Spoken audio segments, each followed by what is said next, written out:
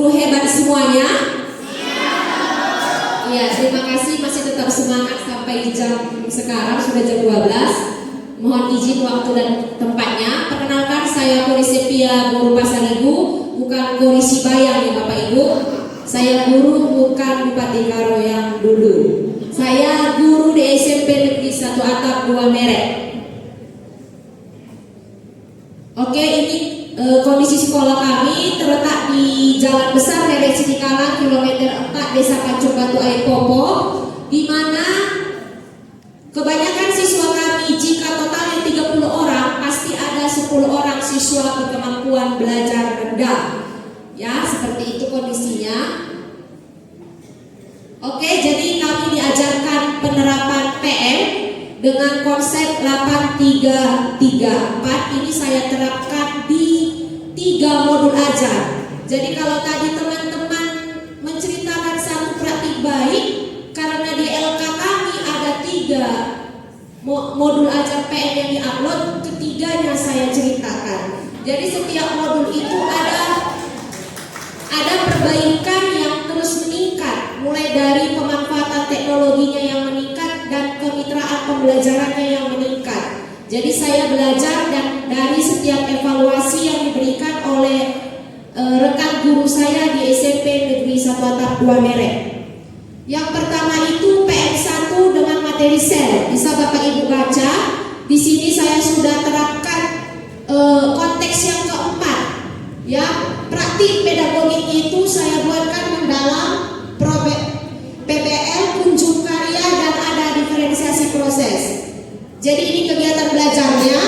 Anak-anak membuat model sel, boleh memilih sel tumbuhan atau sel hewan yang dibuatkan dengan proses 3. Boleh dia buat media 3 dimensi menggunakan plastisin. Ini sel tumbuhan, itu sel hewan.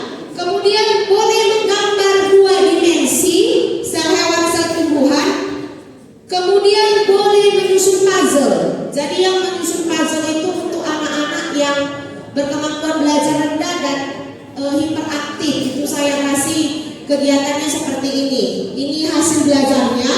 Jadi refleksinya itu praktik pedagogisnya memicu kolaborasi dan keaktifan belajar siswa, dan praktik kunjung karyanya itu melatih keterampilan komunikasi, presentasi, dan refleksi sejawat. Jadi di sini mereka kunjung karya kasih komen. Jadi sticky note yang di bawah-bawah itu, nah sticky note ini itu komen dari teman-teman yang gimana presentasi mereka. Kemudian kita ada buatkan refleksi dengan yel-yel tentang kesimpulan pembelajaran. Itu membuat pembelajaran bermakna dan menyenangkan. Evaluasinya, jadi setelah anak-anak kita presentasi, itu karyanya saya tempel di kelas. Setelah 2 hari, yang tadi pakai plastisin ini dirusak, dijatuhkan, dirusak, dan plastisinnya diambil. Jadi saya evaluasi kalau anak-anak kita kurang menghargai atau apresiasi karya mereka, karena semua itu modelnya itu saya sediakan bahan ajarnya dari guru 100%, karena tidak ada tanda kepemilikan, jadi mereka kurang apresiasi terhadap karya mereka. Kemudian pemanfaatan teknologinya saya masih pakai proyektor, slide sama video pembelajaran saja. Kemudian kegiatan belajarnya itu lebih dari 80 menit waktu saya praktekkan. Jadi RTL saya selanjutnya, beberapa bahan ajar siswa itu jangan disediakan 100% dari sekolah dan guru. Sebaiknya siswa harus berpartisipasi agar ada kepemilikan barang. Kemudian penguatan kesepakatan kelas dan merancang kegiatan pembelajaran yang efektif. Itu yang pertama. Yang kedua, jangan adiktif dengan pembelajaran membuat clipping estetik. Sebelumnya saya buat clipping biasa, jadi kurang cantik. Jadi ini pembelajaran kita, anak-anak buat buku clipping estetik dari kertas karton. Ini hasil belajarnya. Kertas karton itu disusun jadi buku untuk tempat menempelkan, kita mau identifikasi zat adiktif. Itu bungkus makanannya, ini hasil identifikasinya, ini contohnya. Lebih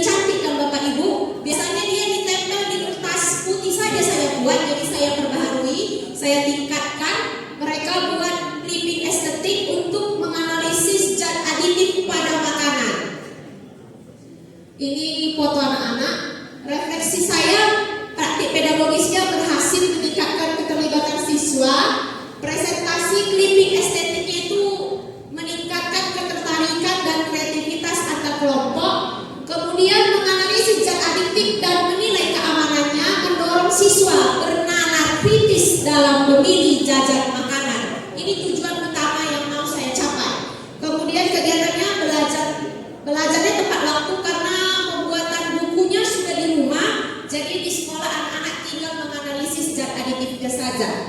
Evaluasinya itu di clipping estetik itu tidak saya tuliskan di bawah kesimpulannya tentang jajan makanannya itu aman atau tidak dimakan.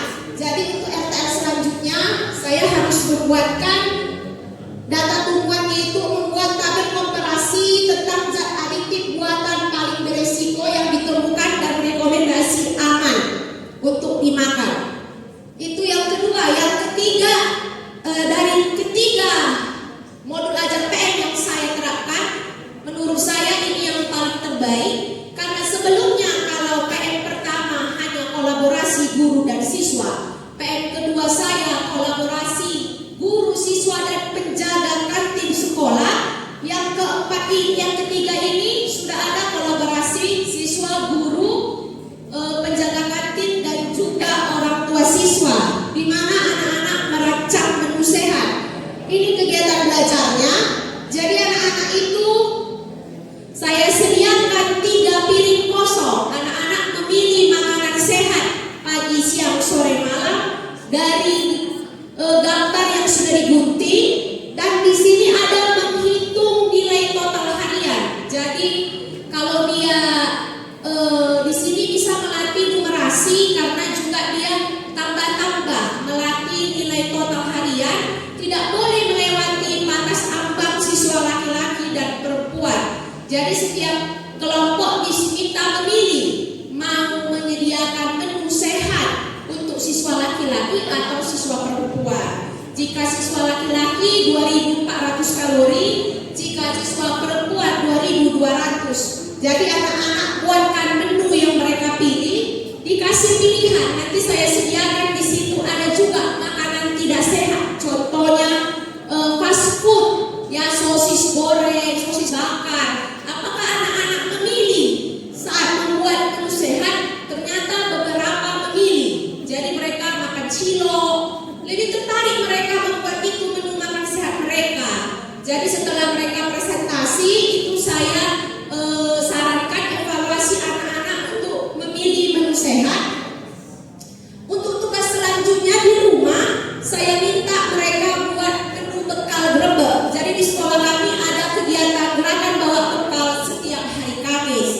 Ini mereka sudah mulai membawa bekal sehat. Sudah ada sayur dan buah. Sebelumnya anak-anak hanya bawa ikan protein sama nasi, hanya itu, atau beli nasi bungkus. Jadi setelah belajar sudah ada peningkatan dan perubahan pola pikir. Yang ini saya mintakan mereka foto atau dokumentasikan menu makan malammu, makan pagi atau makan siang, kumpul melalui Google Form. Jadi anak-anak kirim, jadi sudah ada ijo-ijonya. Sebelumnya nggak ada ijonya. Seperti itu ya Bapak Ibu. Kemudian ini contoh video yang dibuat anak saya.